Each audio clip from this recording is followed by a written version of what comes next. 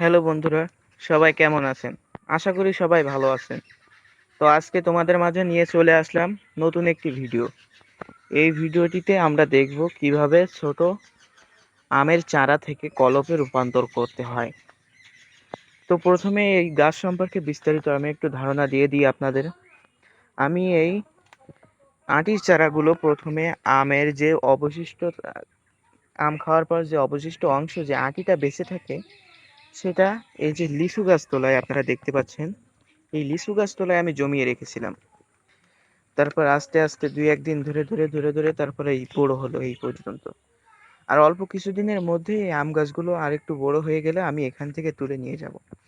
আমি আসলে এখানে দিয়েছি, আপনাদের প্রশ্ন থাকতে পারে কেন দিয়েছি।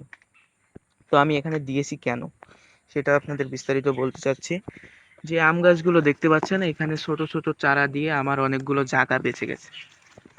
এই জায়গাগুলো যদি বাড়তি আরেকটা জায়গায় আমি খোলামেলা জায়গায় দিয়ে দিতাম তাহলে এই জায়গাগুলো আমার অতিরিক্ত লাগতো এবং সেখানে কোনো কিছু চাষ করতে পারতাম না। এই জন্য এখানে দিয়েছি।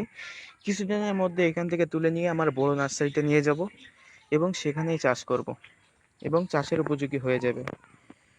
তো বন্ধুরা, দেখতেই পাচ্ছেন আমাদের বাসার সামনে যে গাছগুলো অনেক সুন্দর হয়েছে।